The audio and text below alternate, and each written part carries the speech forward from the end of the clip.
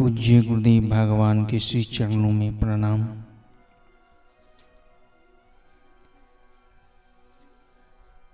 प्रातः स्मरणीय पूज्यपाद संत श्री आसाराम जी बापू के पावन वचनामृत अलग की ओर। आत्मा अनुसंधान। भागवत की कथा करने वाले एक पंडित कथा के बाद बहुत थक जाते थे। मस्तिष्क भारी भारी रहता था। काफी इलाज किए लेकिन लाभ नहीं हुआ। श्री घाट वाले बाबा ने उनको ज्ञान मुद्रा में बैठने की विधि बतलाई।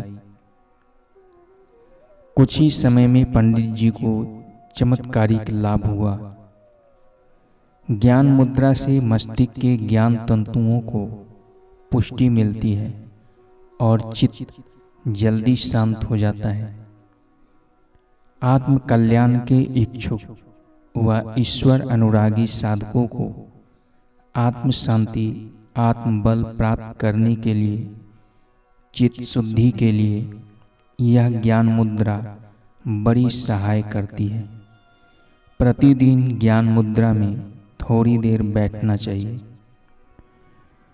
ब्रह्म मुहूर्त की अमृत बेला में शौच, स्नान आदि से निवृत्त होकर गर्म आसन बिछाकर पद्मासन, सिद्धासन, स्वास्तिक आसन या सुखासन में बैठ जाओ। 10-15 प्राणायाम कर लो।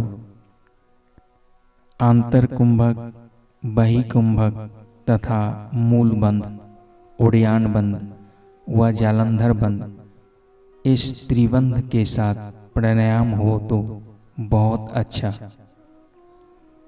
तदंतर दोनों हाथों की तर्जनी यानी पहली उंगली के नाखून को अंगूठों से हल्का सा दबाकर दोनों हाथों को घुटनों पर रखो। शेष 3 उंगलियां सीधी व परस्पर जुड़ी रहे। हथेली ऊपर की ओर रहे। गर्दन व रीढ़ की हड्डी सीधी, अधोन्मूलित और अडोल। अब गहरा श्वास लेकर ओम का दीर्घ गुंजन करो। प्रारंभ में ध्वनि कंठ से निकलेगी, फिर गहराई में जाकर हृदय से ओमकार की ध्वनि निकलेगी। ओमकार की ध्वनि निकालिए। बाद में और गहरे जाकर नाभि या मूलाधार से ध्वनि उठाइए। उस ध्वनि से सुषुम्ना का द्वार खुलता है और जल्दी से आनंद प्राप्त होता है। चंचल मन तब तक भटकता रहेगा जब तक उसे भीतर की आनंद नहीं मिलेगा। ज्ञान मुद्रा व ओमकार की ध्वनि से मन की भटकान शीघ्र बंद होने लगेगी।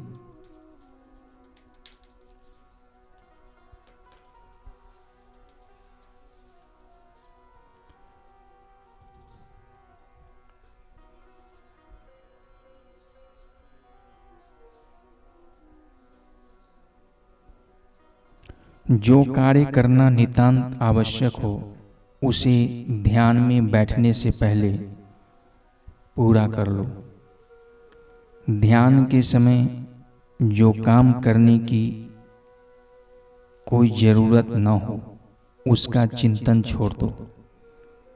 चिंतन आ जाए तो ओमकार का पावन गुंजन करके उस व्यर्थ चिंतन से अपना पिंड छुड़ा लो। वर्तमान का आदर करने से चित्त शुद्ध होता है। भूत भविष्य की कल्पना छोड़कर वर्तमान में स्थित रहना, यह वर्तमान का आदर हुआ। निज अनुभव का आदर करने से चित्त की अशुद्धि दूर होती है। निज अनुभव यह है कि जो भी काम होते हैं सब वर्तमान में ही होते हैं। सुख, दुख, लाभ, हानि इत्यादि का अनुभव वर्तमान में ही किया जाता है। पीछे की कल्पना करो तो भूतकाल और आगे की कल्पना करो तो भविष्यत काल। भूत और भविष्य दोनों वर्तमान काल में ही सिद्ध होते हैं। वर्तमान काल की सिद्धि भी मैं हूं इस अनुभूति पर निर्भर है। मैं हूं यह तो सबका अनुभव है, लेकिन मैं कौन हूं यह ठीक से पता नहीं। संसार में प्रायः सभी लोग अपने को शरीर व उसके नाम को लेकर मानते हैं कि मैं अमुक हूं, मैं गोविंद भाई हूं। नहीं, यह हमारी वास्तविक पहचान नहीं है। अब हम इस साधना के जरिए हम वास्तव में कौन हैं, हमारा असली स्वरूप क्या है, इसकी खोज करेंगे। यह खोज अनंत की आनंदमय यात्रा बन जाएगी। मंगलमय यात्रा पर प्रस्थान करते हुए वर्तमान का आदर करें। वर्तमान का आदर करने से आदमी भूत व भविष्य की कल्पना से छूटता है। वर्तमान पल से फिसलकर भूत व भविष्य की कल्पना में लग जाना यह मन का स्वभाव है। संकल्प करके बैठो कि अब हम ज्ञान मुद्रा में ओमकार की पावन ध्वनि के साथ वर्तमान घड़ियों का पूरा आदर करेंगे। मन कुछ देर टिकेगा, फिर इधर उधर के विचारों की जाल बुनने लग जाएगा। दीर्घ स्वर से ओमकार की ध्वनि करके मन को खींचकर पुनः वर्तमान में लाओ। मन को प्यार से पुचकार से समझाओ। 8-10 बार ओमकार की ध्वनि करके शांत हो जाओ। शरीर के भीतर वक्ष स्थल में तालबद्ध धड़कते हुए हृदय को मन से निहारते रहो। मानो शरीर को जीने के लिए उसी धबकार के द्वारा विश्व चैतन्य से सत्ता स्फूर्ति प्राप्त हो रही है। हृदय की उस धड़कन के साथ ओम राम मंत्र का अनुसंधान करते हुए मन को जोड़ दो। हृदय की धड़कन के रूप में हर क्षण अपने को प्रकट करने वाले उस सर्वव्यापक परमात्मा को स्नेह करते जाओ। हमारी शक्ति को छीन करने वाली हमारा आत्मिक खजाना लूटकर हमें बेहाल करने वाली भूत भविष्य की कल्पनाएं हृदय की इन वर्तमान धड़कनों का आदर करने से कम होने लगेगी। हृदय में प्यार व आनंद उभरता जाएगा। जैसे मधुमक्खी सुमधुर सुगंधित पुष्प पाकर रस चूसने के लिए वहां चिपक जाती है।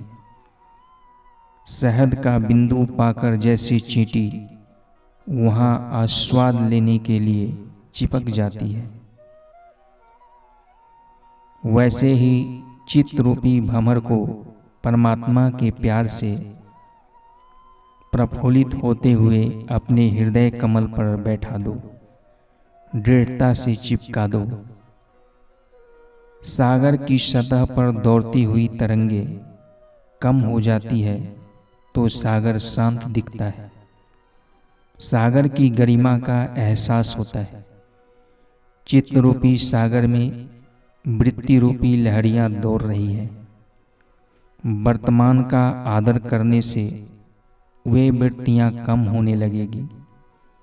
एक वृत्ति पूरी हुई और दूसरी अभी उठने को है। उन दोनों के बीच जो संधि काल है वह बढ़ने लगेगा। बिना वृत्तियों का यह संधि काल बड़ा आनंददायी है। वृत्तियों की खूब भागदौड़ चल रही थी, तब भी हम थे। वृत्तियां कम हुई, तब भी हम थे। और अब वृत्तियों की अनुपस्थिति में भी हम हैं। इस आस्था में केवल आनंद ही आनंद है। इस अवस्था में केवल आनंद ही आनंद है। वही हमारा असली स्वरूप है। इस निसंकल्प अवस्था का आनंद बढ़ाते जाओ।